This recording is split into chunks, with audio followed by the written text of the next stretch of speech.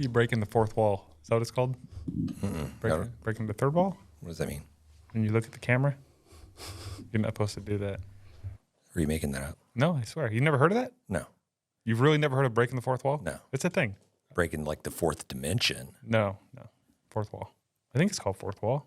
Am I off base here, Raul? You never heard of this? Yeah. I swear it's a thing. I never heard of it. Yeah. Hang on. I think that's I know that's a no-go in porno. Don't make eye contact to me. Is that the first wall when you like look the person in the eye? Okay. Concept is in performing arts, separating performers from the audience. So you're not supposed to look at your audience or at your camera. Yeah. Okay. Yeah, makes sense. It's a thing. I swear it's a thing.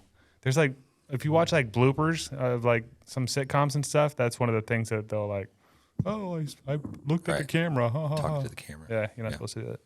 Unless you're doing like, I don't know, one of those shows where they stop in like The Office or something. Because they always look at the camera. Oh, well, they do it on purpose. Yeah. Right. Makes sense. All right, well, cheers, John. Hey. Everybody, welcome into another wonderful episode of Grabbing the Brisket. I don't know if anybody really listens to the show, but hey, the people that Several do. Several. The handful that does, hey, we appreciate you. Man, how's your week been? Pretty good. Pretty okay.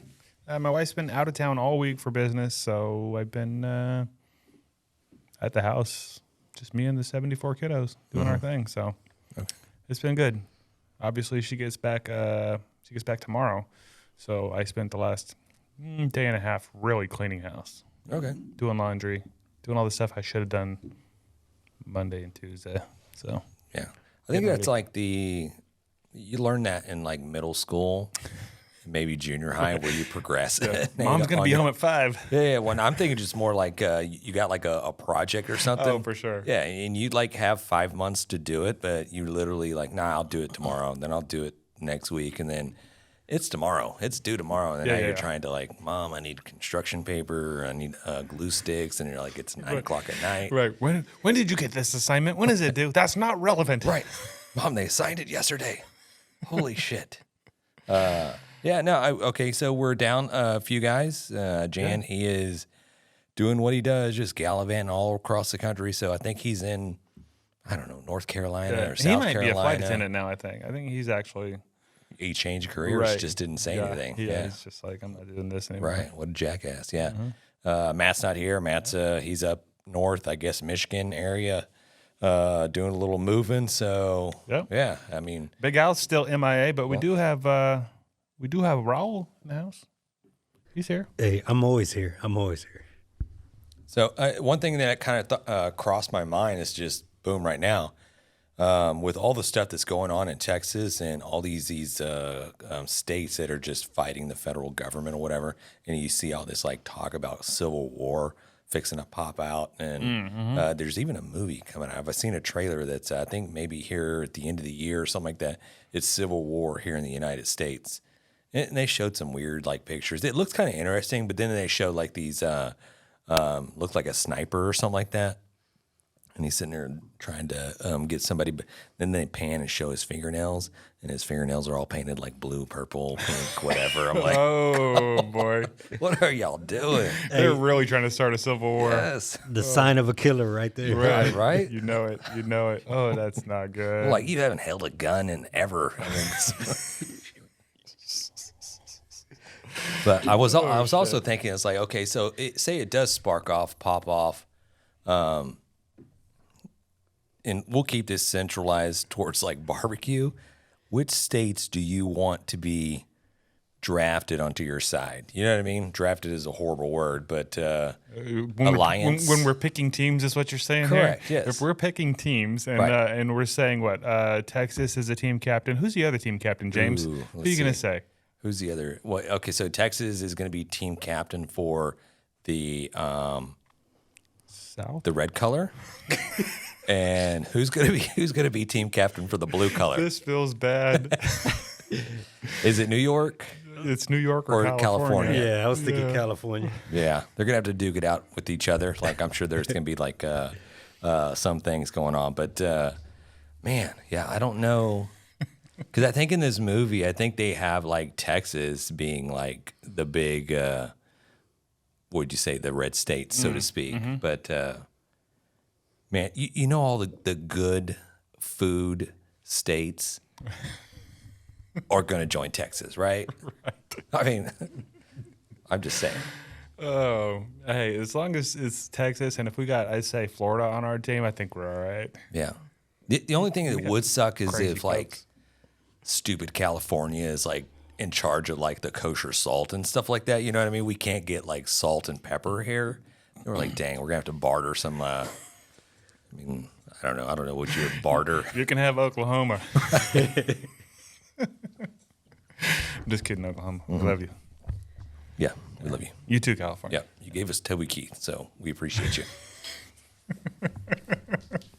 So we had a wonderful weekend. We got an awesome interview coming up here in a minute.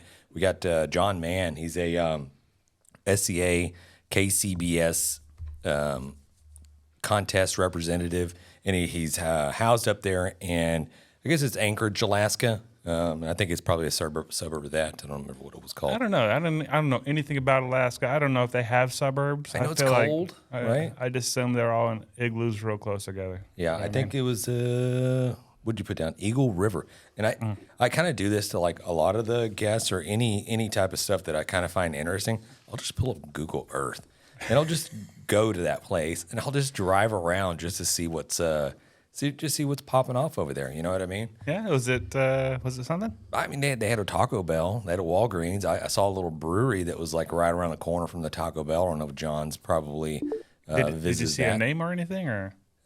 It was I'm gonna say it was like a probably an Eskimoan type name. I'm not probably saying that correctly, but Okay. Eskimoan, huh? plural. What is the plural of that? I don't know. Eskimos? Yeah. Yeah, Eskimos name? Okay. Yeah. And then I had to get off, so I was like, I got a lot of Alaska questions for our buddy John. okay. But I did see. I don't know if you saw that Vladimir Putin, like he popped off, and I guess the State Department popped off today as well. But he thinks that I guess they got like the short end of the stick on the Alaska trade or sale or whatever happened like 100 years ago. So they think that deal was illegal, and they're like, I want Alaska back. I'd like to have that back, please. Yeah, it's like I need my ball back. But I understand there might be some oil there actually, so Right. Yeah. He's like, no, it's like both of ours, but we're just gonna keep it at my house. Like, come on, beat it, Alaska. I mean, no, not Alaska, but beat it, Russia. Yeah. But I was gonna ask John, it's like, you might want to brush up on that Russian, and I mean, you never know. yeah. My sister bought a place up in Alaska. Yeah, Okay. like a VRBO or whatever. She's like renting out or something, but they go up there every once in a while. They like it. My brother-in-law is a big hunter. Okay. He does all the hunting and fishing and stuff. What are the odds of getting like eaten by a polar bear in Alaska? I think it's like 1 in 12. One Is in it? 12 people get eaten by a polar bear at some point in their life. Okay. What are the odds of what are higher? Either getting eaten by a polar bear or getting like trampled by a moose? Moose is more common for sure. Okay. Yeah, it's like 1 in 6 gets trampled. you gotta Not work- necessarily to death, but yeah, you're gonna have a run-in with a moose. Got to At least once. worry about the mooses, the mises, The Mises, yes. mises. All right, there it is. Did we pronounce that correctly, Rob? I don't know, man. I'm over here reading this message, and I'm just cracking up at you guys. Yeah, so there's a lot of ways to die or get trampled up there. I'm pretty sure. Polar bear probably seems like the worst. That's a big freaking bear. It's the biggest bear. I don't know if you knew that. That's the biggest bear. Bigger than a grizzly bear. Okay, yeah, I think I knew that. Also, I think their hair is clear. Yeah, it's like a reflection of the snow or something. Correct. Right. And they are the only bear that actually craves human blood. Really? They actually like the taste of human meat. Rest of them, like, they'll fuck you up. They'll like they'll play with you and like maybe bite you a couple times, but they don't really. They find you disgusting. I find most of us disgusting too. Yeah, I would imagine most humans do, unless you're like Jeffrey Dahmer or something like that. Then Right, you're right. like, I like that. But polar bears are like, like licking their paws after they munch on us. Right. Just bathing in it, just like now their fur's all red. It's never gonna come out. No, it's not. Yeah. Okay. Well, that's fun. A lot of Alaska talk. A lot of bear talk. Yeah.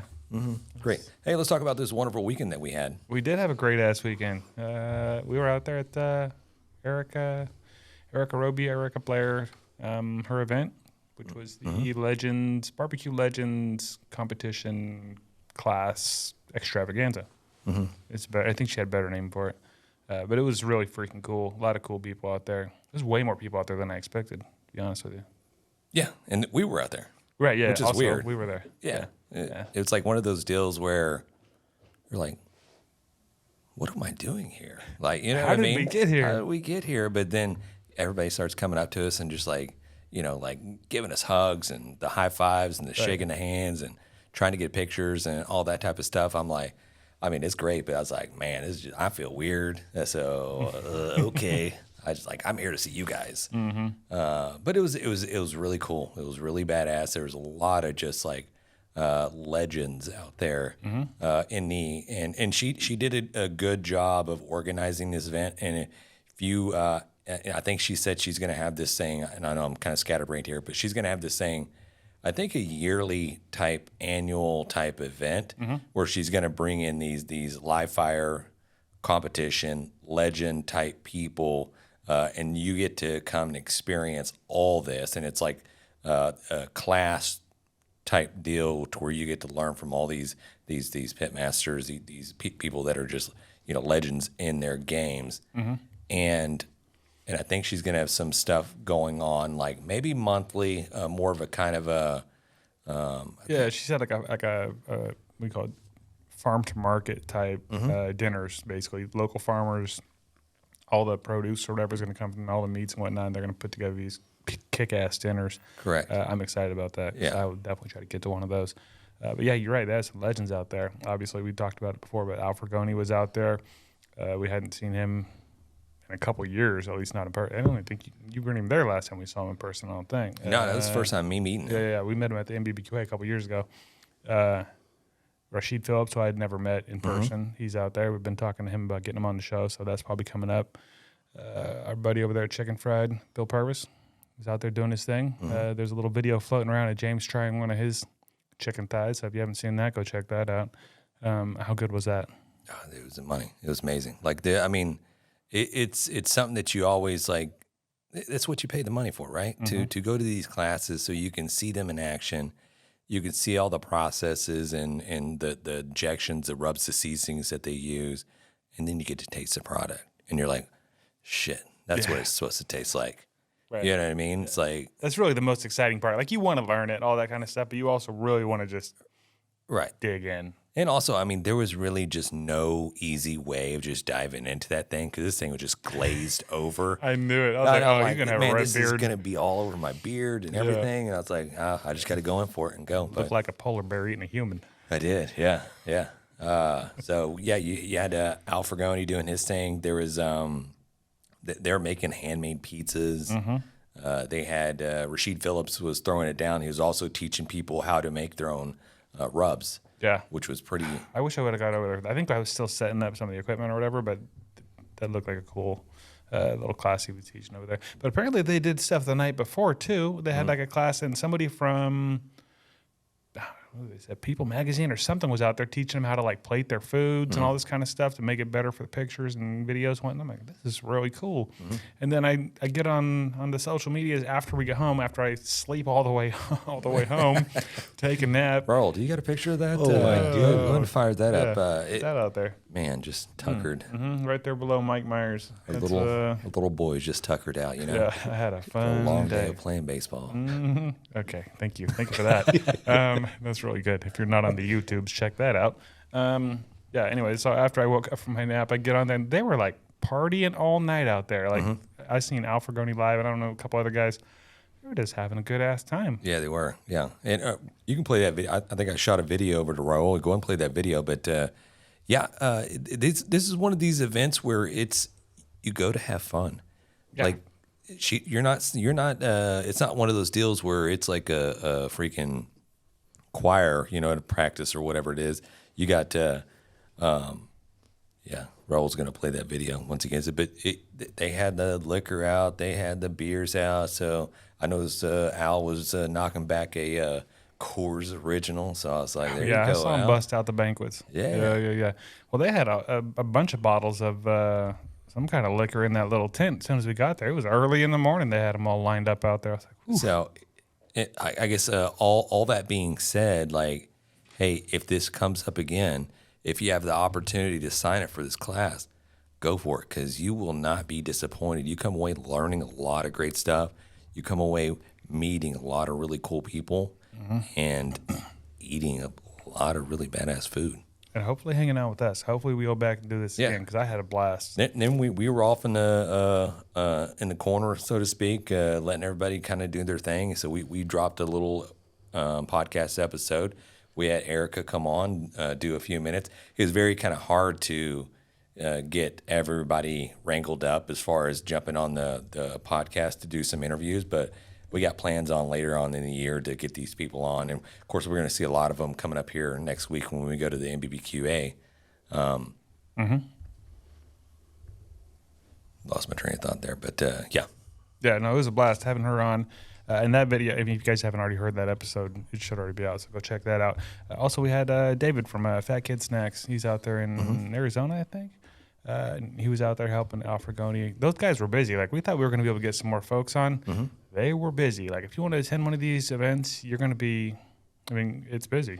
You're going to be doing a lot of stuff. You're going to be learning a lot of shit. And like James said, you're going to be having a lot of fun. So. Yeah. I think one of the things that Erica did, she learned from another event that she attended, but they had this thing set up in like 5 different stations, and it was like maybe 2 hours with each station or whatever, and they split everybody up in little groups. So it's not just everybody just at one station trying to get their hands on, it's like a small, intimate, select group of people that you get, boom, you get your hands dirty. You're in there with Chicken Fried. You're in there with Bill Purvis, showing you how to break down a chicken, showing you how he does his ribs, and then he takes the gloves off, and then you put the gloves on, and then now you're doing it. Now you're taking the fat off the back of that chicken skin, doing the injecting, all the stuff that he was doing. I'm just sad that I wasn't close enough to get all them secrets. Right, yeah. So I was like, point the camera that way. Yeah, we're kind of set up behind him. I'm like, can we just move this table just right next to theirs? Clip the lapel mic to the back of his shirt or something like that. But yeah, she did it. I thought she did a great job setting it up. It was Excellent pretty host. genius. Excellent host. Yeah, the way she broke them up into teams, like then I think there's like maybe between 4 and 6 in each little group. But she didn't just like throw them out there. Like I said, they met the night before, so these people are already comfortable with each other. So it wouldn't have been like weird to ask questions. I know me, like if I'm in a group, I'm like, I don't want to ask anything. I'm just going to sit here and learn what I can, not say anything. But they're basically all friends at this point already because they've already spent a night of drinking and hanging out and partying or whatever. I thought it was just a really smart setup, a really good way to do it. Yeah. So be on the lookout. Go to I think it's bluesmokeblair.com. Yeah. I'll throw some links down below for you too. Yeah. So she's a hoot. I was talking to Kel about that. He was like, man, I'm so jealous you got to go to that thing. He was out at the Sheds event, but he said he's trying to get her to come out to NBBQA. She may be there. I don't know. Okay. We'll see. Be on the lookout. We'll see. We get that video up and yeah, whenever you y'all that are sucker? There it is.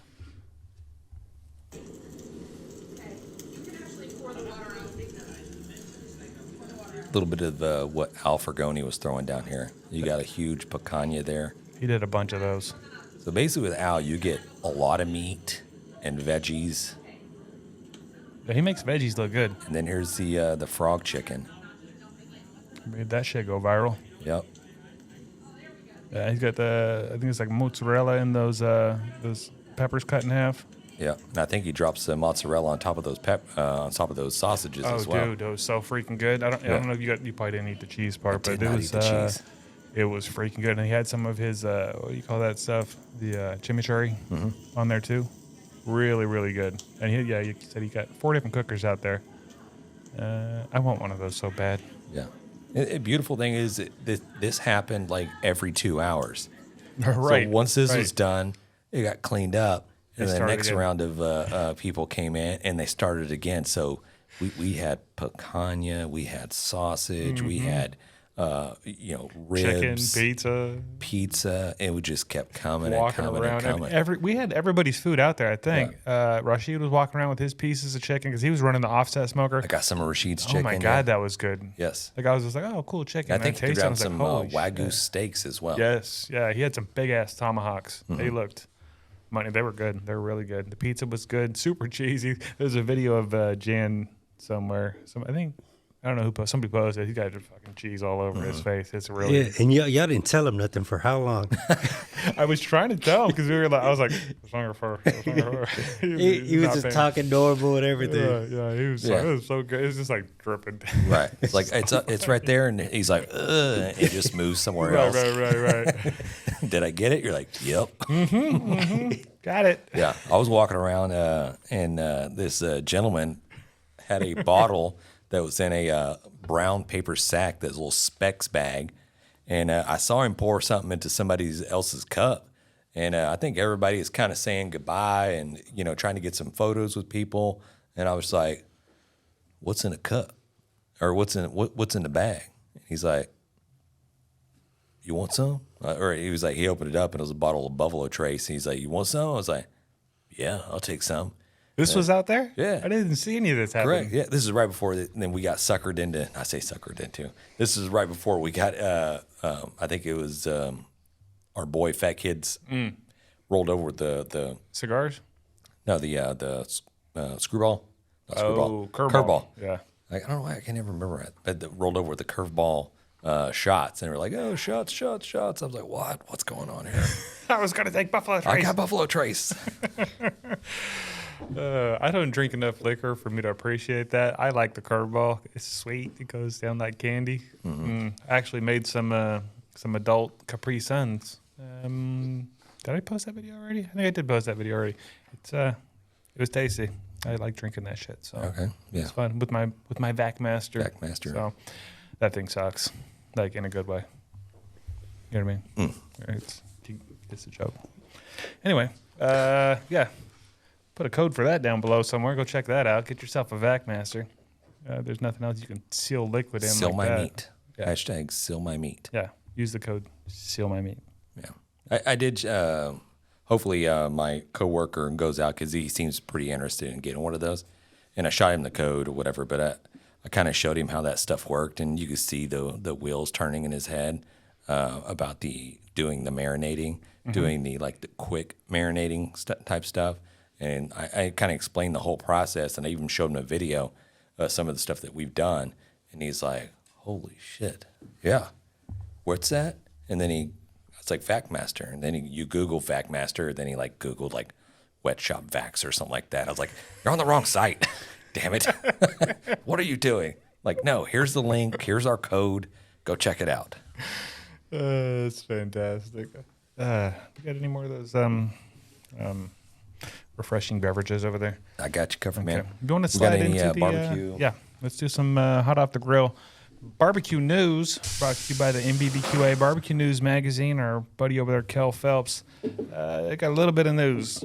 So when you are hearing this, NBBQA is coming up this weekend. So I should have wrote the date on here, but it's this weekend. If you're listening to this and this just came out, it's this weekend. It's going to be super fun. And the Saturday is the Fire and Flavor event. So we will be there. We will be having a blast. I'm just going to give you the date. Do the date, because somebody's going to listen to this episode 2 months from now, and they're going to be like, "Shit, I'm going to San Antonio." They're going to show up at that conference event. It's going to be like a bar mitzvah or something there. Okay, yeah. It starts Wednesday. That is February 31st. The Fire and Flavors event, that's the open fire cooking thing. That's Saturday the 3rd. It's going to be a freaking ball. We're going to have a blast. And there's going to be a lot of cool people there. Lots of good food. And here's another little bit of barbecue news for you. The boys at GRABTHEBRISKET here were invited to be the MCs for the live fire event on Saturday. So we will be there. I'm starting to work on my rhymes, so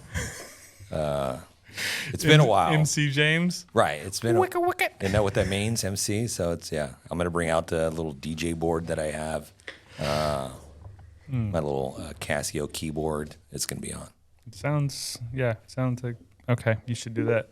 It's a great idea. All right. Yeah. So we'll be out there. And then the only other couple of things I got here is the, which we've also mentioned, the Houston Rodeo Barbecue, Houston Livestock Show and Rodeo World Championship Barbecue Competition. Yes, there it is. It is the World Championship. Okay. Like, I don't know if everybody knows this, and I know there's a lot of people over there at the American Royal and the Jack, and but this is the World Championship. Just kidding. I broke the fourth dimension, John. Fourth wall. Fourth wall. Anyways, that's February 22nd through the 24th. It's going to be a blast. We're going to be out there probably that Friday. James will be out there more than that, right? Mm-hmm. Because he's a volunteer. Moving on, Barbecue Austin. That's going to be March 1st through the 3rd. And really the 2nd is like the big day. That's that Saturday out there. There's going to be lots of folks out there. There's going to be live music. I don't think it costs very much to get in. I think it's pretty cheap. So come out there and hang out with us. And then once we're done turning in our meats and whatnot, we're going to go find some tent to drink beer and have a freaking blast. So. Yeah, the cool thing about that is all the teams, they have concerts going on, and it's just a big fundraising event. So when you walk in, there's no cover to get in, but then there's freaking like Kevin Fowler playing, or there's last year we saw, drawing a blank here. Who did we saw? Was it Sammy Kershaw? Yep, Sammy Kershaw. We saw several other like Texas country artists or whatever.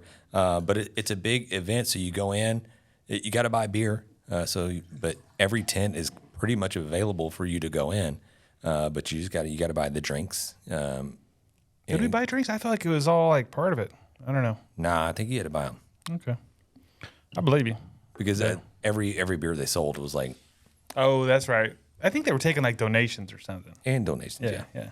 Okay. Yeah, it was a freaking blast. It really is. And the way that they do it, most competitions, you compete and then you hear if you won or not like that evening or that afternoon. This one, they don't do that. You don't hear it until the next morning. So all night, everybody's anticipating being grand champion. So everyone's in a good mood. Everyone's partying all night. I think it's a really cool way to do at least these big events like that. Like, you can't really bust out of there that night very easily anyway. So you might as well just have a good time, do it in the morning and get it over with. Yeah. It's super fun. Love it. It's probably one of my favorite cook-offs. So, anywho, I think that's all I got for the Hot Off the Grill barbecue news. We got a friend in the waiting room for us here. Or? Now we've got our buddy jumping in here, John Mann. This is Alaska BBQ Man, KCBS, SCA contest representative. Met him out at the Royal this past year. Awesome guy, maybe the best beard in barbecue. What's going on, John? Oh, I'm actually sweating right now. I'm not coming to you from Alaska right now. We're on our we're snowbirding for the first time this year, and we kind of call it our barbecue snowbird. So we're all over the lower 48 doing barbecue stuff. Love that. That's pretty badass. Yeah, I looked earlier. I think it was probably like 3 degrees or 4 degrees, maybe negative degrees there in Alaska. So I was like, man, I really feel for him. But I'm glad you're in Florida, man. What's the weather like over there? You said you're sweating. Is it? Yeah, back home it's 15 below, Eagle River, Alaska, and today at Lakeland, Florida, it's 85. So I have a exact 100-degree difference in temperatures from home to where we're at today. That is fantastic. So if you live in Alaska, do you even own shorts or is it just pants all the time? I'm in shorts pretty much the entire summer up there. It's a hot day for us up there. It's about 75 degrees, but oddly enough, it's hot at 75. I don't know how to explain that. There's some scientists that try to tell us why, the angle of the sun or something crazy, but I didn't pay that close attention when I was in high school with science, so I have no clue why. I just know that I sweat once it gets above 60, so anything above 60, I'm usually sweating. Yeah, I like it cold, but for some reason, like inside air conditioning cold is a lot different from just outside cold. For me, I don't know what it is. Like the wife can have it set at like 69, 70 degrees inside the house. And I'm like, holy crap, this is cold. And then I go outside and it's like 60. And I'm like, oh, let me just turn the TV on and I'm out in the garage. I have a beer. I was like, this is perfect. I'm like short sleeve shirt. Right. Jeans, no big deal. I don't know what it is. I don't know. That's weird. Science, weather. I mean, we're not experts. Science. Exactly. Maybe the humidity. I don't know. We turn our thermostat down to about 58 degrees in the wintertime while we sleep anyway. And some of that's trying to save money being cheap, but most of it just so we can sleep. I just got good news. The guy that we're renting an Airbnb from down here just texted us about an hour ago and said he turned the AC on at home. So hopefully I can sleep a little bit better tonight before Nice. the call kicks off this weekend. Setting the heater at 58. Holy moly, that sounds painful, honestly. Yeah. I Yeah. guess at night, if you're in bed, it's not too bad, but True. you have to get up at some point. Yeah, I sleep with the window cracked open in the wintertime and a fan blowing on me. My wife's laying over there with 3 blankets and an electric blanket cranked on, and she's a little different. She gets cold at about 65 degrees. So we kind of battle with the thermostat a lot. Yeah, I would lose that battle. My wife would kick my ass. So you say you're down in Florida. You're at some kind of barbecue competition?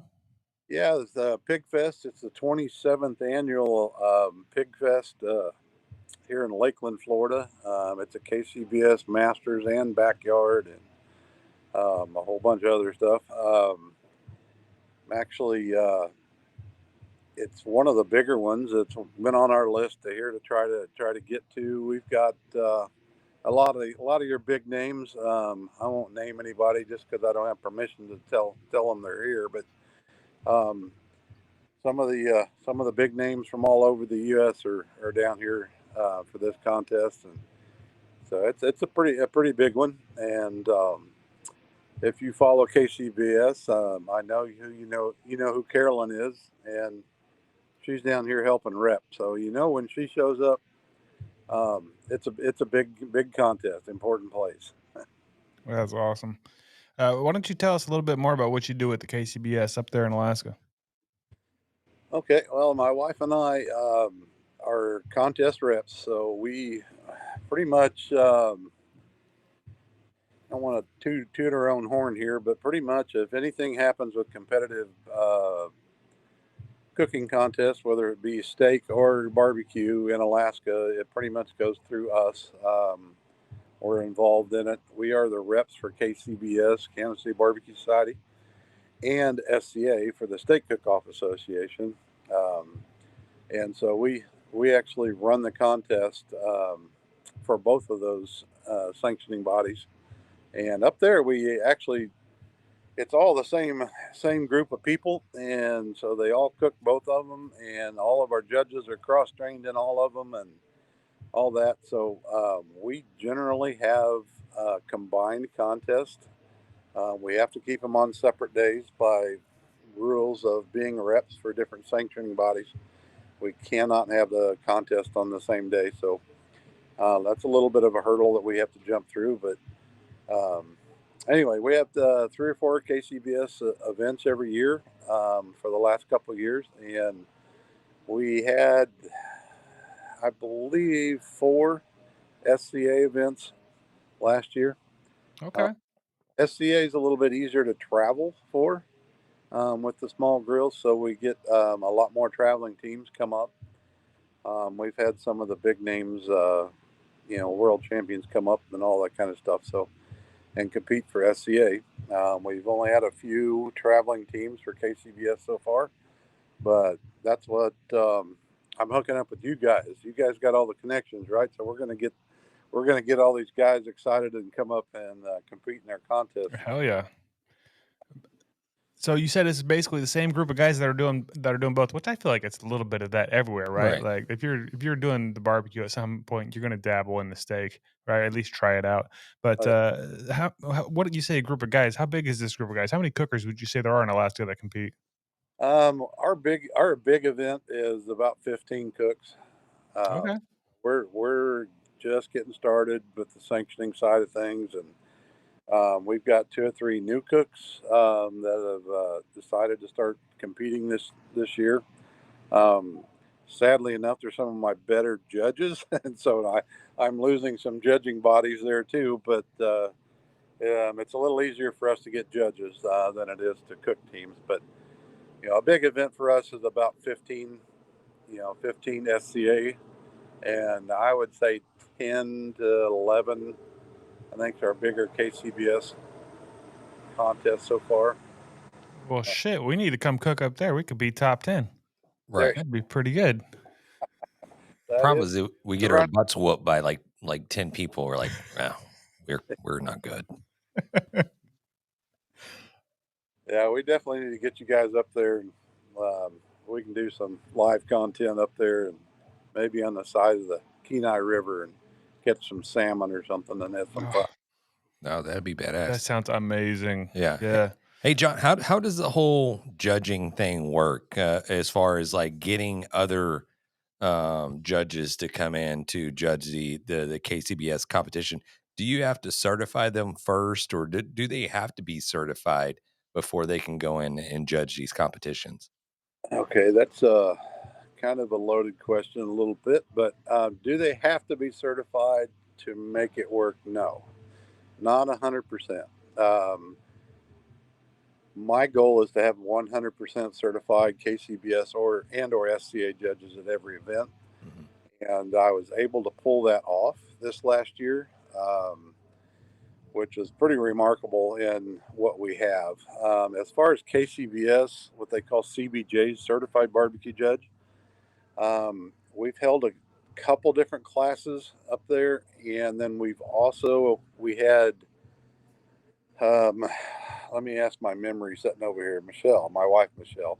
Was there 3 or 4 different traveling judges? About 4 different traveling judges came up for KCBS and SCA this year, and one of them has almost 400 different contests that they have judged before, Mm. and we were his second to the last state for him to actually judge in. He hadn't done Hawaii yet because Hawaii hadn't had a contest, but between now and then, Hawaii has had their contest. He judged it, and so he's got all but one state, which is North Dakota. Right? Yeah, I'm looking at my wife. North Dakota is the only one, and the only reason he hasn't judged that one is because they haven't had any sanctioned contest yet. So Huh. a pretty remarkable deal. We certify them. I am certified to teach the SCA, the State Cook-Off Association classes, and so we try to have. We had 2 of them last year, I believe, last summer, and we actually for KCBS, I am not certified yet to instruct the CBJ classes. And so for that, we have to fly certified reps in. I don't know if you know of Rich and Bunny Tuttle, but they are personal friends of us. Um, they have been doing this now for about 35 years, and so they have been doing it a long time. So we flew them up, and they taught a couple classes this summer for us, and we're getting about another 20 plus trained judges this year up there. But so total, I would say we probably have somewhere around 30 certified judges in the state of Alaska. Um, about 5 or 6 of those are actually cook teams, and so I don't get to use them because we need them competing, right? Right. Exactly. So It's I'm tricky. limited. Yeah, I'm limited to about let's call it 20 certified judges, and so it's challenging at times, but With the smaller teams, I can get by with using 2 tables of 6 judges for KCBS. But there's a lot more hands that need to be, and more bodies we need for help with that. And so I need probably about 16 people to really pull it off. And so you can imagine trying to get 16 out of 20 committed and showing up on time and all that kind of stuff, and no family emergencies. It can be challenging at times. So, but we got a Pretty tricky. good group of them. Yeah. So you got to, I assume ahead of time, you've got to reach out to all these judges and be like, hey, I want to plan a contest. When can we do it? When are you all available? Or how does that work? Most of that is done by what's called the organizer. That would be, let's say, wanted to do a contest in Alaska. They'd call and say, hey, we want to do a contest. We're thinking here, we got our site. Here's the dates we're thinking about. Are you available as a rep to do that? Is kind of the first step. And then we pretty much just plan it accordingly with that. And then we start bringing, calling people and recruiting judges to get them done. There's a couple different processes for both of the sanctioning bodies that happens. SCA, the people just jump online. It hits the website 90 days. Yeah, 90 days ahead of the contest. If you're a certified judge, you can jump on there and sign up, and you're in. KCBS, it's actually the decision of the organizer, has final decision. So you can jump on and say, I want to judge. And then it's ultimately open to the organizer to say, okay, I want you, and you, right? And then at that point, they send a confirmation email out that says, okay, you've been accepted. Here's the dates and times we need you here. Please confirm. And then it goes on from there. So it's a couple different processes. But there's a lot of recruiting that goes on. And what's nice is the judges, it's easier to travel as a judge. Every event we go to down here, 4, 5, 6 times a day, somebody comes up, oh, I really love to come to Alaska and I want to come and judge. And so getting people to travel up to judge is a lot easier than getting them to come up and compete in barbecue. Right. So, being able, if we can put 4, 5, 6 traveling judges in there, we're usually okay with things for now. Mm-hmm. Okay, so what you got to do is you got to trick them to come up. You tell them they're going to be judges, but as soon as they get there, you're like, hand them a grill. Go, oh, hey, you're competing. Well, that's what I was planning to do with you guys. Right, exactly. Up there, and then, oh, by the way, here's a couple Weber kettles, and there's your steak. Good luck. I love it. I love Hell it. yeah, that sounds amazing. I am 100% down for that. Do you guys? I always thought, like, again, I've never been to Alaska, so everything that I see about Alaska is probably everything that I've just like seen on TV or social media. Mostly polar bears and mooses. Yeah, you're just dodging polar bears and mooses and stuff like that. So, but are there any challenges as far as like, I don't know, getting like the barbecue wood, the briskets? I know. I see challenges. Like I got a buddy that moved a state over to I think it was Missouri, and he just could not find a decent brisket anywhere. I think he had to go to Costco, maybe I don't know if Sam's are out there or whatever. I was like, but that was like 40 miles away that he had to drive to go to find a decent piece of meat. Any roadblocks or challenges that you guys have to jump hurdles there in Alaska? Well, first of all, let's dispel the myth that we all live in igloos and we take we dog sled to work. I told you, Dang John. I thought for sure.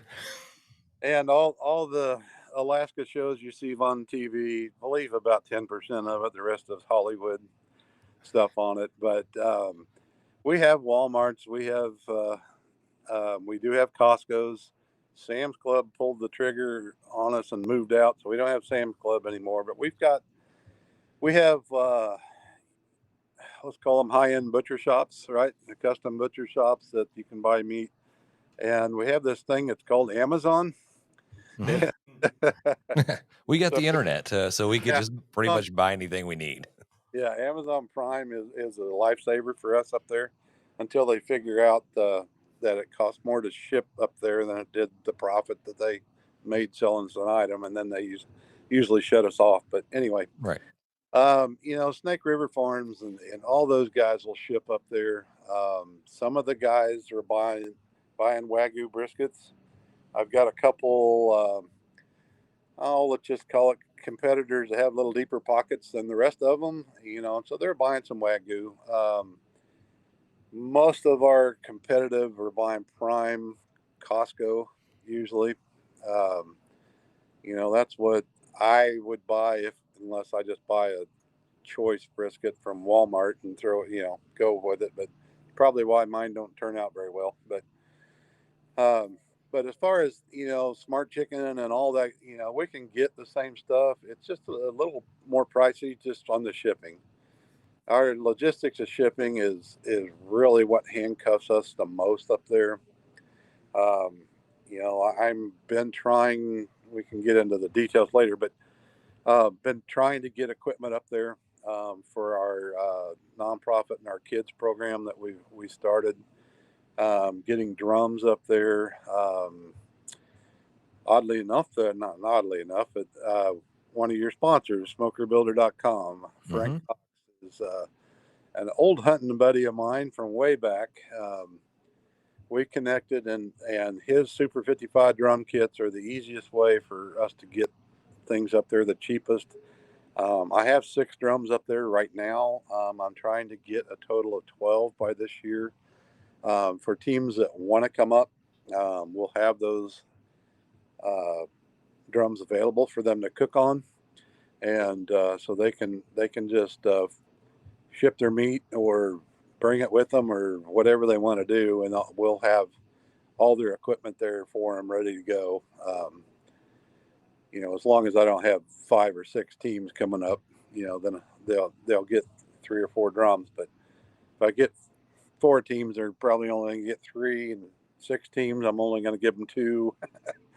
I don't have the funding right now or the equipment,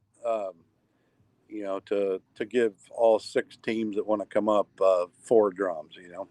Right. That that's a lot of money and a lot of storage and a big ass trailer to haul everything back and forth to the events.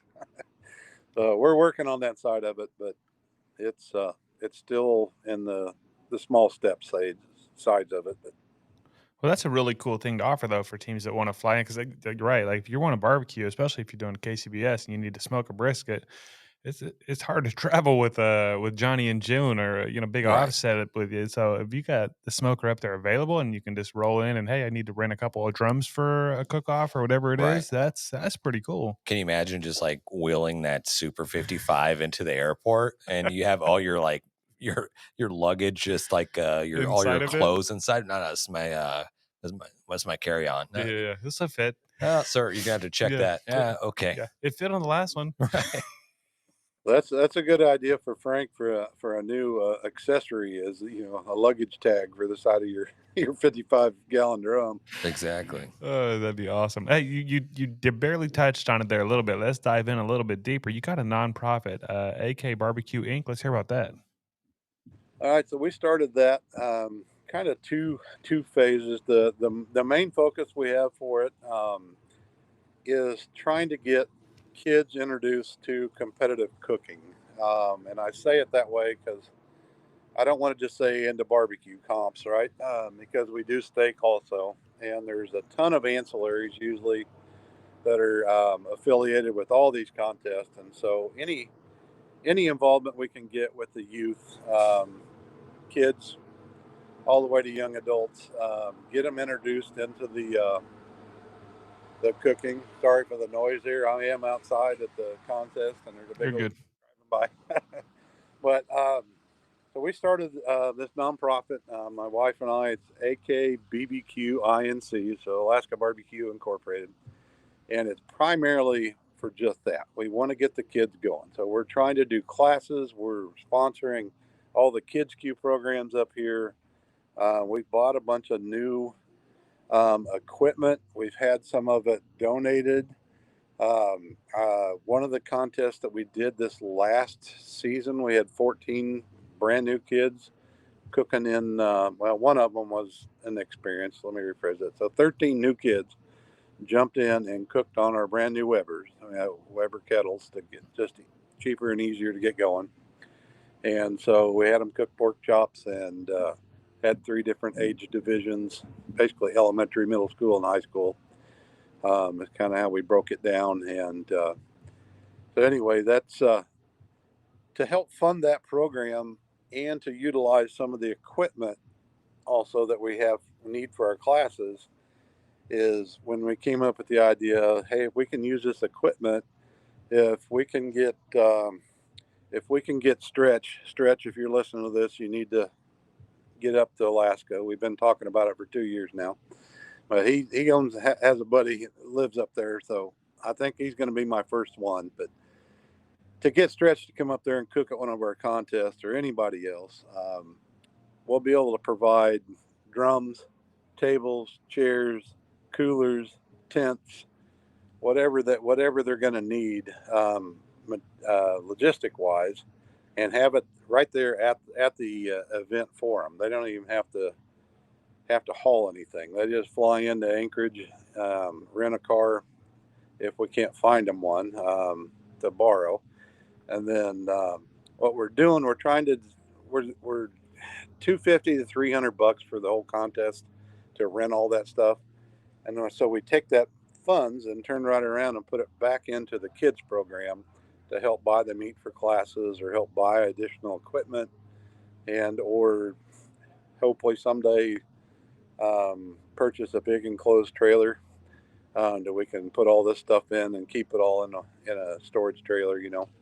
Make it easier for everybody. But that's kind of the gist of it. We are working with. Matter of fact, I was talking to Carolyn Wells just about 30 minutes ago at KCBS and talking about the military. We have a huge military base right next to our hometown, and trying to get military teams involved. And so we're kind of working that avenue a little bit too, and trying to utilize some of the equipment, for them also. That's So a great idea. Yeah. we started a GoFundMe thing on there. I think I sent you guys the link. Yep, we'll have that posted down below for you folks, and any of the links as well for you to find all this information. But I love that. So the barrels that the teams that come up and use, they can rent those, and then that money goes towards the nonprofit for the kids. Absolutely, yeah. That's super cool. That's such a good idea. I really want to go cook in Alaska. Let me ask you this: most of these competitions, I'm assuming, are in the summer. Yeah, our competition, our first one, we call it Break Up, Shake Up. It's been the first one every year. I'm assuming we're going to do it. It's a small one. It would be similar to what you'd call a backyard down here, chicken and ribs. And we'll usually do another ancillary, but it's usually the last weekend in April. And the reason we call it Break Up, Shake Up, that's about the time the ice on the rivers are melting enough where they start breaking loose and floating down the river. And the majority of the snow on the ground, I don't know about this year, but majority of the snow, we have record snowfall up there so far this year. Our house alone has had over 82 inches of snowfall this winter so far. And so it's going to take a while this year to thaw everything out. But anyway, so you could safely say May through August is kind of we can go into September, but that's kind of when my wife and I are try to get started with our traveling. American Royal usually in the end of September. However, we got an extra month this year. I guess they changed it to the Halloween weekend. Yeah, that's something. So that's going to be a blessing to us. We can come down a little bit later, but anyway. Yeah, the hunting season too. August, caribou hunting starts up, and right into moose season, and there's waterfowl season in there, and just about anything else you want to try to cook, kill, and grill. Right? I was just gonna ask. I bet you guys cook some different stuff up there. Like, Mhm. I don't think I've ever cooked a moose. Well, yeah, it would be a fun ancillary to do. It's just people like their moose meat enough. It'd be kind of hard to get them to let go of a bunch of steaks, moose steaks, Mm. to do. We do have a farm up here that raises yak, and so I am planning on trying to reach out to them to sponsor an ancillary, and so we want to have the Great Alaska Yak Off. There it is. See if we can do that as an ancillary and have them provide the yak meat and everything. Yeah. Pun intended. One of our favorite, Uh, one of our more popular ancillaries we do is salmon, of course. We have an abundance of access to fresh salmon up there. Matter of fact, I don't know if you got to eat any of it at the Royal, but we brought 80 pounds of fresh salmon down to nope. share with all of our friends and family down here. I'll try this next year to save you guys some. It's all gone now, man. Just swing through Houston first. Yeah, there you go. Yeah, Oh we man. now I'm sure that I can get a mailing address from you. Hell yeah. Hell yeah, you can. Maybe we can barter. Maybe we can send a little brisket your way and Right. Yeah. Let's do I'll that. trade pound for pound salmon for beef any day of the week. Let's All do right, it. let's Let's do do it. it. Yeah. I mean the nonprofit sounds pretty badass. Like, I mean, we've had other people on the podcast. Can't think of the gentleman's name, but he works with. He's got a team here in Texas that he works with, and I think they won one of the huge competitions that they have for the Texas teams. But being able to work with these kids and getting them interested in doing the competition barbecues and getting them interested in just cooking, grilling, and learning that skill and that, I mean, my goodness, dude, I wish they had it when I was growing up. I mean, I didn't get it into cooking or grilling until probably into college area or right after college. And then that's when I kind of started my little learning barbecue game or whatever. But I kind of wish there was I would have been in like a freaking double Letterman jacket. You'd have like a pair of tongs on Little my back or brisket something like, patches yeah, on there. brisket patches. Like it's like the college football players. You just like little stickers all over your helmet. Dude, I have like 500 briskets on there. Little grand champion Yeah, stickers. yeah. The other kids look by and they go, "Holy shit, man! That guy had a lot of brisket stickers." Yeah, that would. They didn't have it. They had some culinary classes and stuff like that when I was in high school. But I was busy chasing girls and playing football all the way through college. That's kind of all my focus was, and my smoking grilling was hot dogs and hamburgers. Until I got a little bit more educated and older, I guess.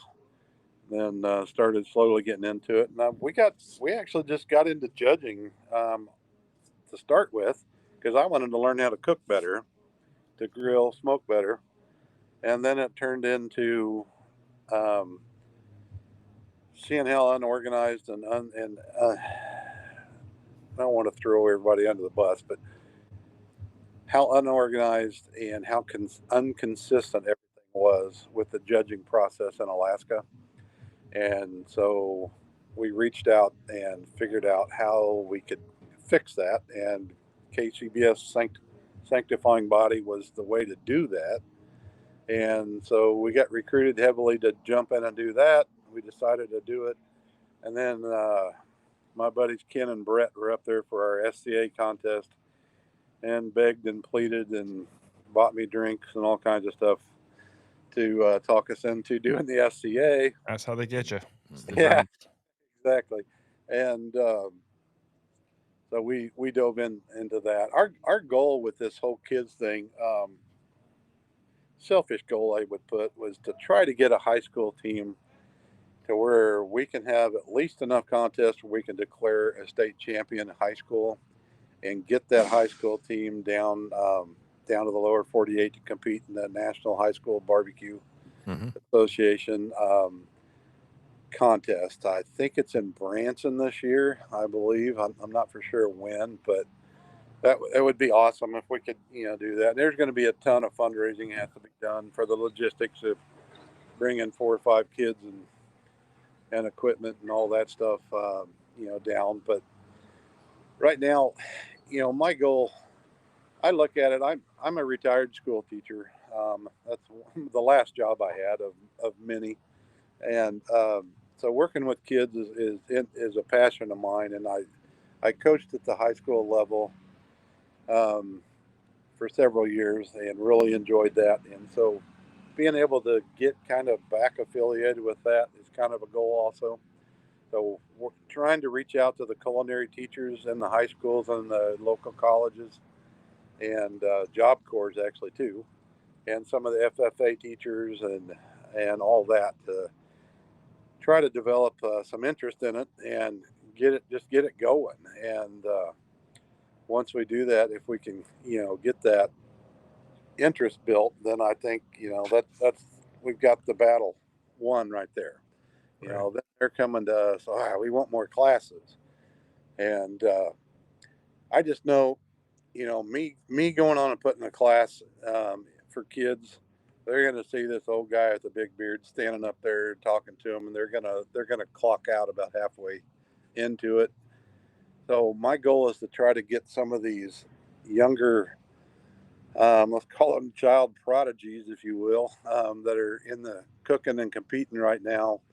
I'm sure Riley with Steak Princess. Yeah, we had her on. Love to get her up here. Caden Blake, I'm sure you guys know who Caden is. Yep. Becoming pretty close with him and his family. I would love to try to get the funding and the money together to get them up here, and I'll put the class on, but have them actually be there and teaching and showing, and telling their story. Hey, this is what I did to get into it. And I really feel that the kids seeing that are going to be like, man, I could do that. If they can do it, I can do it. All I need is a grill, right? And we get enough sponsorships.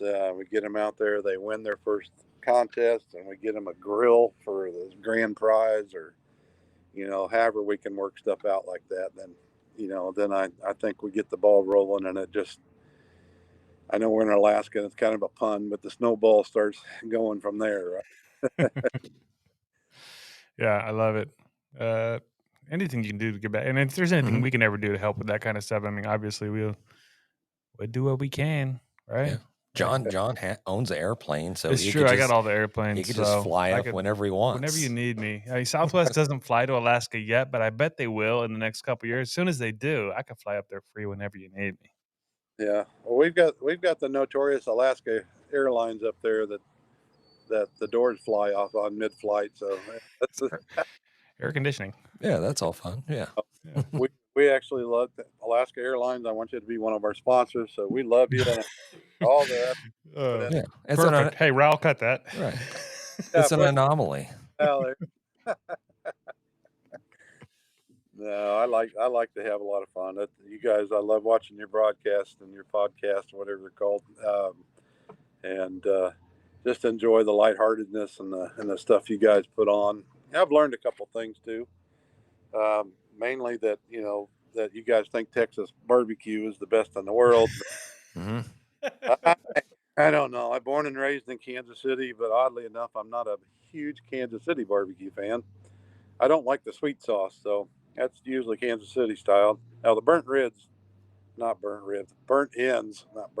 I burn ribs. They burn ends. Yeah.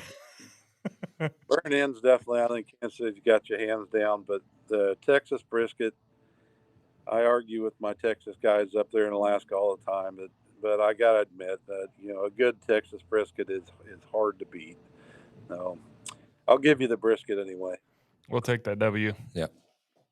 Hey, John, we appreciate you, and we're definitely going to put all the contact information that you got for me, and if you have any more, you can send it to me. We'll put it in there down below for folks to find the GoFundMe and all that stuff, because we definitely want to help. We want to grow. We want to see some Alaska boys and girls down here competing with us.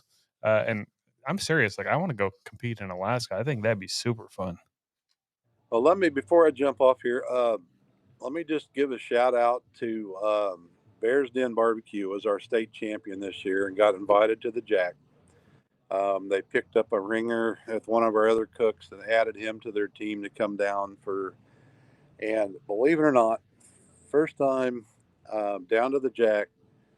And we just thought, man, if we can just hear their name, it would be cool. Yeah. And Big J's Barbecue, Jason, he cooked their dessert for him and freaking took GC the dessert, first place in dessert. Wow, Alaska. that is amazing. And it was just crazy. And then they actually got, what was it, seventh place call in pork too. So those guys did an awesome job. They're sponsored by Three Bears Alaska, which is a local grocery store chain up there. And, they're one of our big sponsors up there too, providing meat and stuff for a lot of our contests. So this is a shout out to those guys. Congratulations. Proud of you. And NSCA, I guess I should mention them too. Smoky Hayes Barbecue. So Tracy Hayes in the open, what do they call it? The Cowtown Classic at the World Championship SCA. Tracy Hayes, the dad, placed 5th in his division, and his 14-year-old son took 7th in his division. So we had father and son on the stage in the top 10 of their divisions in the Cowtown Classic at the World Champion. So we got some good cooks. Love that. But we'd love to have you guys come up and try your hand at it and see if you can knock some of our guys off. Yeah. Hey, we'll give it a shot. That sounds amazing to me. Yeah. Real quick, your social media, it's at AK BBQ Man. Is that right? Yeah, AK BBQ MANN. That's my last name. 2 N. Yeah, Right. AK BBQ MANN, and that's Facebook and Instagram both, and it's also our email too at gmail.com. So anybody who needs to reach out, jump on there, follow us, and stay up to date with everything we're doing. Perfect. Hey, John, we appreciate you jumping on with us. Enjoy that warm weather over there in Florida because it's still cold over here. Yeah, I will. I don't know when this is going to air, but we're headed to NBBQA next weekend, so we'll see you guys over there. I know you're going to be there. We'll be there. Am I mistaken, or are you guys competing in steak? We are. Jan, his brother, he's not here tonight, but he's going to be out there doing his thing. So we'll see. Cool. Yeah, that'll be a fun one. Yeah. It'll be a good party if nothing else. Yeah, that's for sure. If nothing else, we're going to have a ball. I promise you that. Promise you that. Sounds good, guys. Thanks for the invite. All right, thanks, brother. You have John, a good night. appreciate it, brother. You know, smoking meats isn't just cooking, it's an art form. The aroma, those deep flavors, the patience, it's a whole experience. And behind every great artist, there's the right set of tools. If you're aiming to build your own barbecue pit or dreaming of a custom design tailored just for you, SmokerBuilder.com has your back. Led by Frank Cox, their expertise is unmatched. Offering blueprints, kits, and insights, they turn every barbecue dream into a flavorful reality. Imagine your backyard, the center of attention, and at the heart of it, a smoker that's uniquely yours. It's more than just equipment. It's about crafting those unforgettable moments. And with the guidance of Frank and his team, you're setting the stage for magic. So whether you're a seasoned pitmaster or taking your first steps into the smoky world, Head over to SmokerBuilder.com, fill up your carts, and be sure to use the promo code GRABTHEBRISKET in all caps to receive your 10% discount. Smoke on. threw down some ribs last night, used the Chicks That Smoke spicy rub, mind blown. Dude, that's what I'm saying. Like the Chicks That Smoke spicy barbecue all-purpose rub, dude, it is a game changer for sure. Yeah, if you folks have not given it a shot, you need to. Honestly, your barbecue will thank you. Chicks That Smoke, it's at Sucklebusters.com. Bro, you know that new Dalstrong knife I just got? The ridiculously sharp one that I almost cut myself on? Yeah. Yeah, me too. But seriously, it made such a difference in my grilling. Every cut is so clean and precise. And it's true what they say, a sharp knife is actually a safer knife. That's accurate. And if our listeners want a new badass knife, they need to go check out Dalstrong. We got a discount link below right in our podcast description, and just be careful, they are sharp. Dalstrong, a cut above the rest. Hi, I'm Dave. host of the Beer in Front podcast. Every week, I'll talk about a beer that maybe we've forgotten along the way while we're getting those check-ins and badges. Sometimes I'm going to talk about a new beer that has potential to be a classic. You could check out the podcast wherever you listen, or you could catch videos over on YouTube and TikTok. Remember, sometimes the beer in front of you is the best one yet. Cheers! And now it's time for Frank Knows What's Wrong With It. As always, send in your questions to 434-829-2299 or shoot us an email at info@grabtheminthebrisket.com. Hey guys, Frank Cox here. I'm back with another question from Dennis F. I got to look down to read it because there's a lot to it. I've heard that it's actually easier to maintain temperature on bigger offsets than on small ones. Is that true? Why? Great question. There's actually a lot to this. So we're going to try to take it easy on you. And if you want the full answer, I highly recommend you go over to smokerbuilderu.com and we can dive in on the topic in there. But anyway, if you've heard this, it is absolutely true. And the reason is because of this 8th grade science thing called thermal mass. So thermal mass is equal to the density of something, or not just the weight, but really how dense it is in such a small thickness, let's say. So we're talking about steel here. So the thicker the steel plate is, the more density it has, especially if it's something like, stainless is much more dense, it's heavier. A36 carbon steel is really thick and heavy. That's what you normally have people build pits out of. So the density number of that material, there's a formula you can use. You don't need to know it. You can just accept what the smart lab guy said it is, but you can actually calculate the BTU's capacity that it has to store that temperature up as you cook. Now what happens is, as wind blows across something, we get this thing called heat of rejection. So the thicker the material is, the more BTUs it can store. Therefore, when you get things like wind blowing across it, or maybe a sprinkling rain or something like that down on your firebox, it won't be as affected by that to drop temperature as quick. It'll be easy to recover the air temperature inside the pit.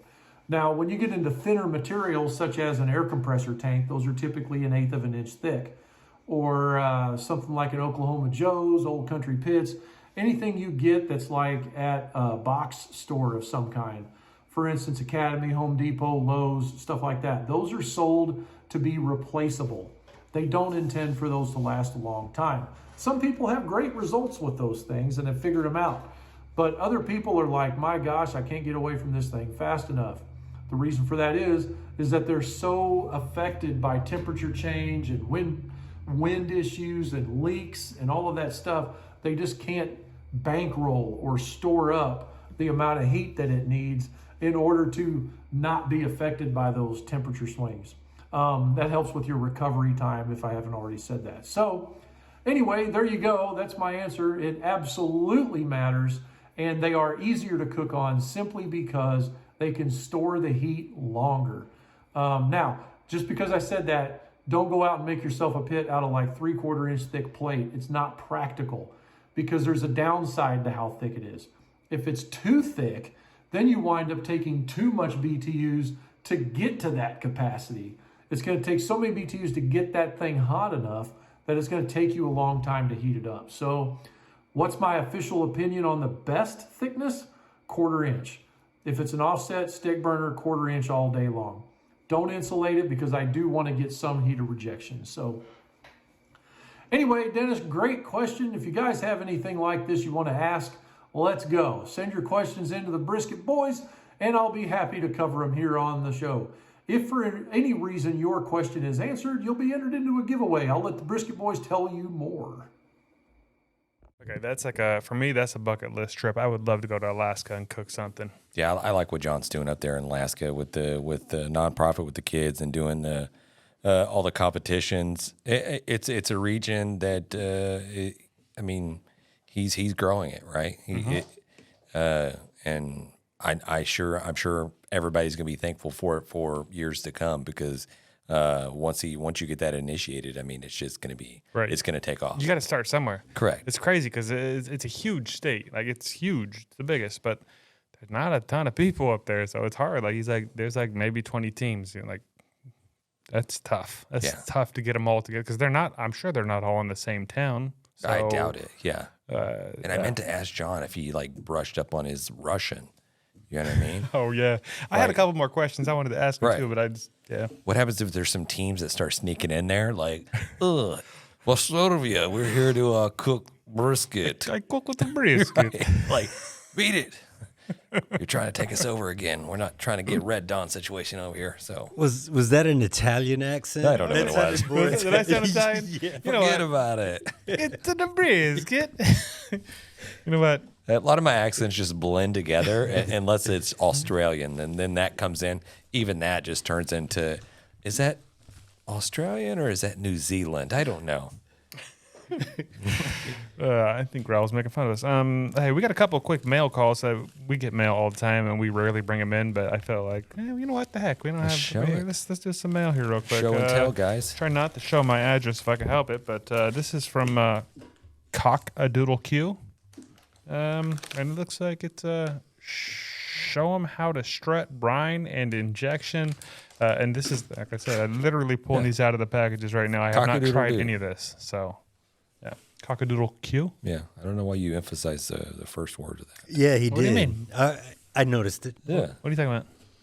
Maybe it's just there's no something, hyphen. something wrong with your ears. I don't know what to tell you. So I don't know. It's a brine injection. I'm assuming that's for chicken. Yeah. But I'll reach out and get some more information about how exactly we should be using it. But it looks Love good. it. Doodle Q. Let's go. Doodle Q. Okay. The next one we got here is from Jimmy's Sauces. 6-gun grill seasoning. This is an interesting bottle. I've never seen a bottle like this before. Hey, I could smell that from over here. Is it? Was it that or your other one? It wasn't the Cock-a-Doodle Q, I don't think. Oh, nope, there it is. Smells good. And then in this box, there's also some 6-gun grill. Is this the same thing? 6-gun grill seasoning? Yeah. I guess, I don't know. Maybe this is a refill. I don't know. I guess this is the same. It's just come in the package. It smells good.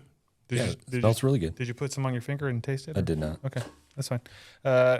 We're obviously going to try this stuff and report back to you, but I thought we'd just share a little mail call because we haven't done that in a minute. It looks like we'll be cooking chicken because this all looks like chicken stuff for me. So,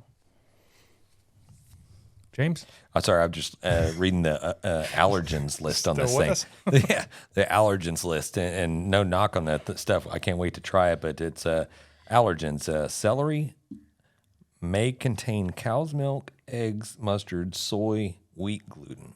Allergens. So Yeah, I can eat all that shit, so Yeah. I'm good. Little resealable bag. It's cool. Maybe we should get some bags like this for some of the seasonings you've been working on. I like how the back of it has like the what we call a step and repeat, whatever.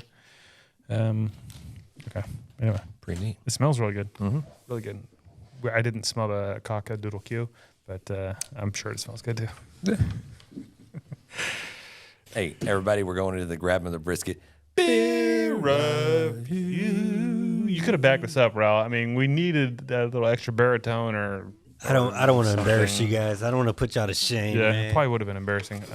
This is what I do at nights. After we leave, Yeah. this is actually a studio for your He busts out the piano. R&B album or what? What's going on? Yeah. Thanks, Remember everybody, what I for joining mentioned? us today. Sultry. As it goes out to my woman. Oh, he's turning red. All right, so what are we working with? Well, you brought this, but I can tell you right now, this is a Martin House beer. I can recognize that little wrap anywhere.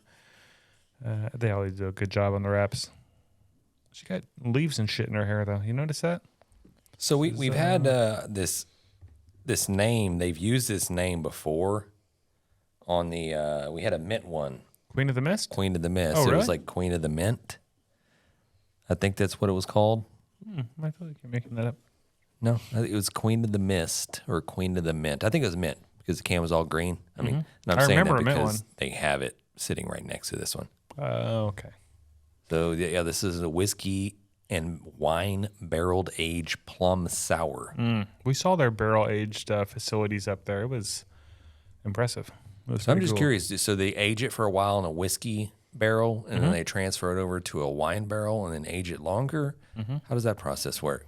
I don't freaking know. You're asking the wrong dude, Raul. Is the top half wine and the bottom half? Yeah, I think when Whiskey? when they make the barrel, they're like interchanging the little pieces of wood. Some of them are whiskey, some of them are wine. They broke the whole barrel Yeah, down. yeah. And And just then have they all put the it back slats together. and just like alternated all the Yes. pieces. That's beautiful, man. They did a good job. You I'm guys sure. are killing it. 10.5% alcohol by volume, 17.6 on the OGs, which I'm sure I still don't know what that means. 11 IBUs, so no bitterness on this one. Brewed on June 14th, 2023. So June, it must have been in the barrel for what, 7 months? Yeah, 'cause it's labeled 2024, so they just come out with them. There it is. We're almost getting us in the mood here. There's background music for this.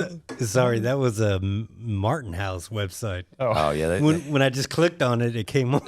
they got one of those MySpace pages where music just plays when you Right. click on it. What's your top 8?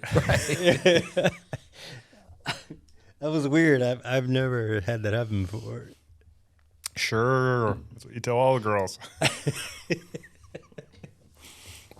Ooh. It says 100% unblended. Good Lord, that's sour. Ooh, I wonder. Okay, so it says so the original Queen was the first barrel aged fruited sour that they've ever brewed there at Martin House. This version is unique as it was aged 7 months in a mix of whiskey and wine barrels. So I'm thinking what they did is they had half the brew in wine barrels and half the brew in whiskey, and then that just all got dumped into a mix and then Combined? produced this. I could be just talking out my ass. I have no clue if that's true or not. How do they do, this is my question, how do they do the bubbles? Like when you keep them in a barrel or whatever, and then when you go to bottle them, like it's got to be getting shaken up and shit. Like how do they still have the bubbles in there? They add the bubbles after? How does that work? You know, like if you have it in a wine barrel and then you have it in a whiskey barrel and then you combined it, it's going to get all fizzy and shit. Isn't it going to lose all the fizz? How does that work? I have no clue. Okay. You know what I'm saying, Raul? Right. Yeah, but I thought he was going to give a legitimate answer. He just looks at you like, I don't know. I imagine it's like Willy Wonka in the Chocolate Factory when they put like the fizzy Lipton shit in the drink. So that's what I'm gonna go with. They just got like one of the master Charlie Wonka brewers over there. He just like each Maybe can. they use tubes or something and it never like touches there. Maybe they're not I imagine it probably dumping still shit. ferments and it still probably produces the carbon dioxide that produces the bubbles. I mean, Okay. Have y'all tried Martin House, the sour pickled beer? Oh yeah, that's yeah. one of the first ones we did. Oh, yeah? Mm-hmm. How about the salty lady goose? The goes. Yeah. Ghost? Yeah. We've done. I would think we got say some at the house. I don't think we've We've probably tried. I should go look. I bet we've tried close to 100 Martin House beers. Oh, yeah. We've done a lot of Martin House beers. We've done probably at least a half a dozen different pickle beers, versions of their pickle beer. They've done a grape one. They've done spicy. They've done a Bloody Mary. They've done a bunch of them. So yeah. we like Martin House. Yeah, fantastic Sponsorship. brewery. Yeah, we've been trying. We've been up there their brewery twice and recorded with them. It's a good time. So I rolled into HEB to pick up our beer review, and of course they have the gal that, and she may be a fan of the show. I don't know. Maybe she listens. So she's like, I'm looking at beers, and there was one like it was Deadhead, some brewery up in North States area.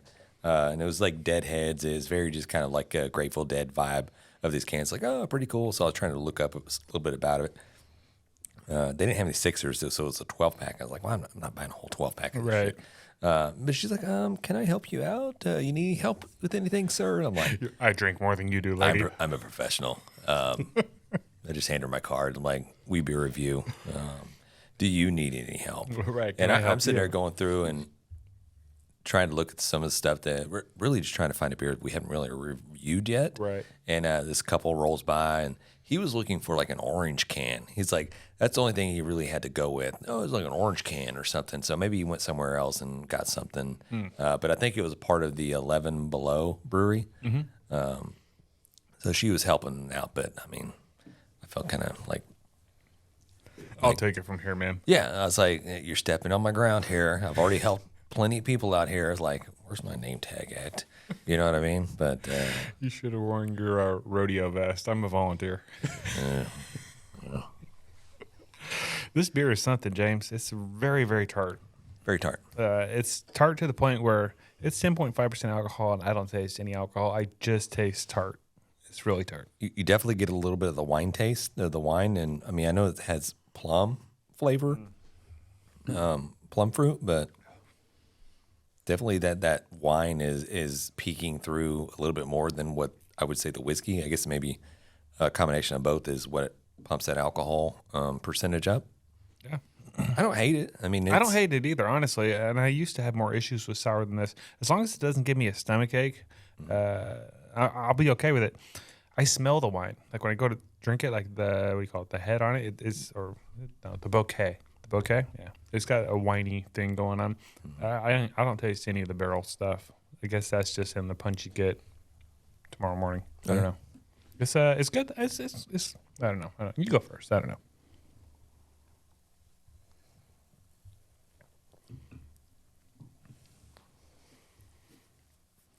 I imagine this is probably going to be one of those beers that I like the further I get down on it. Yeah, I'm definitely, yeah, I'm right there with you. The more I drink it, the more I like it. The first drink, I was like, oh my God, what the hell? We should have split one. But Yeah, I've never really been a fan of the sour beers. There's some in the very beginning that we tried that were just so just sour and just bitter.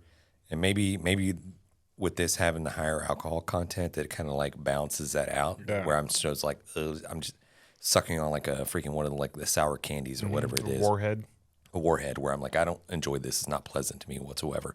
This is actually pretty good. I mean, for someone that it's like, it gives you a little bit of that wine flavor, that little white wine smell. I'm like, okay, I can, with the carbonation, I was like, okay, I'm kind of digging that, but I'm not digging it to extent where we're going to blow this out of the water. You know what I mean? I don't remember what I rated snake venom last week, but it's definitely higher than snake venom. You rated snake venom a 6. 6. Which is a bold-faced lie, because that was garbage. It was a 6 as far as like, If there was a bourbon, maybe. right. It was awful. It tastes like shit. Sorry, Alex. Right. I appreciate it, Alex. It was It's fun like, to try. It was a once-in-a-lifetime experience. It's like so I was watching the family's been watching Shameless. You ever watch that show? Mm-hmm.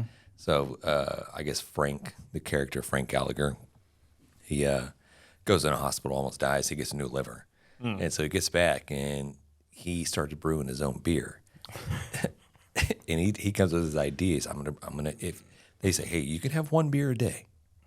And he's like, okay, one beer. So now he comes up with the idea. Strongest beer I'm ever. going to make the strongest beer in the world. And so he does. And he's throwing like bacon scraps in there. He's like, everything is going to this fermenting pot. Ugh. Yeah. And it's like, nah, just goes into leftovers in the fridge and like everything. I was like, I don't think you're supposed to brew beer with this stuff. It's like, but anyways, so he creates his brew and it's like 130 proof. Oh my God. So it's pretty much like, Yeah. the snake venom, and he drinks it, and he's like, great. Everybody else drinks it and like spits the shit out. And that's pretty much just what we had this past weekend. Yeah, So exactly. I think if you drank that whole sifter, the one that Alex got us, I think if you drank a whole one of those, man, you're gonna be screwed up. yeah. Yeah. I did the math. I can't remember what it was now. I want to say the 12-ounce bottle, I can't remember. I want to say it equaled out to drinking like 14 beers or some shit like that. It was ridiculous. It was a lot. And I did they have like a little alcohol calculator online. It was all the beer. It was too much. Mm-hmm. It would that's why there's a warning label on it. If somebody tried to just drink one of those, you're going to get alcohol poisoning probably. I mean, if you drink it fast enough. Yeah. Yeah, it's not good. I watched a video. Somebody was like doing at a party, pulled a bottle of water and just started chugging it. It's like when you try to get that cool, crisp bottle of water, and he drinks like half of it, and as soon as he pulls it off his lips, he's like, "That was vodka." Yeah, you don't want Anyways, to do that. internet. I'm kind of digging this, so I'm gonna probably go about 7.8. Yeah, I like this. Okay. I don't know why that sounded so much higher than the score I'm going to give, but 7.8. I was going to say, and I am going to say, it's good. It is fruity. The more I drink it, the more I like it. I'm getting past some of the tartness and getting some of the fruit flavors, and it is really tasty. The first couple drinks, I was like, what? I don't know if I can drink all this. I like it. I'm going to go 7.1. All right. But I don't understand why it felt like the gap between 7.1 and 7.8 just sounded like a lot. Yeah, well, that's beer math, right? I think it is. Yeah, 7.1 is like, oh, you like that pretty good. 7.8, like, oh shit, that's almost an 8. Yeah. Well, it's like beer math. So how many beers do you have? I had 1 beer. Okay. Well, how many beers do you have? I had a couple. I'm like, well, what is a couple? Like, yeah. Well, I had a couple. Couple could be like 5. That's not real, but yes. A couple is 2. Couple is 2. Right. A couple is 2. As in, me and my wife are a couple. All right. What about a few? What's a few? How many? What's what? 3 or 4, maybe? I'd say 4. Yeah. Okay. Yeah. A couple is definitely 2. So me and my wife are a few. I guess it really depends on Good for you, buddy. what household it is. Yeah. Yeah. Love it. And I'm divorced. No, I'm just playing. Good times. Good times. All right. Hope we can come back here next week. Yeah, I guess you have anything else you want to say about this delicious beverage you brought us? I know we're good. Yeah. Okay. Hey, Hey, that's it. Grabbing for the Grabbing brisket. Beer review. I was pointing at you, Raul. You didn't sing. Oh, I apologize. I was. It's fine. Next time. Missed your opportunity. all right. So I'm just gonna enjoy this tasty beverage while John throws us out of here. Okay, you just go. Yeah, sorry, I did not bring a barbecue fail. But if you have a barbecue fail that you want to send to us, that would be freaking awesome. You can reach out to us at info@grabthebrisket.com, or you can call us and leave us a little voicemail. It's 434-829-2299. It's super easy, and you'll be a winner. You'll win some Sucklebusters seasonings, and you'll be in the running for our end of the year giveaway, which if you've been following along, they're badass. We give away some smokers and shit. It's really freaking cool. Wherever you're listening, go ahead and hit that subscribe button. Leave us a review. That makes more people find us. We love that. And anything you want to add to that? No, let me go and tell you, if you haven't subscribed to our YouTube channel, slide over there and go do that. We're in the works. We got a lot of long form content that's fixing to come your way, whether it's like tutorial videos or just us out and about in the wild, doing our thing with all these different events that we're a part of. We love to record the stuff and have you guys be a part of it as well. So go slide over to YouTube. If you're not already following us, subscribe, click the button. We'd appreciate Ring it. the bell. Is that a thing? I don't Is know. there a Is bell? it? I feel like there's a bell. Yeah. I don't know. Okay. There probably is. There it is. Hey, as always, it's been great talking barbecue with you. Peace.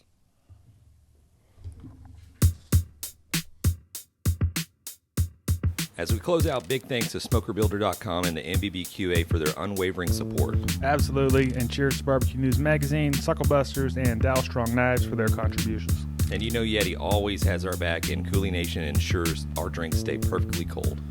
Lastly, props to Cambro Manufacturing and, of course, the Spicy Nut, the Chicks of Smoke Seasoning. Thanks to all for powering this show. Until next time, keep smoking.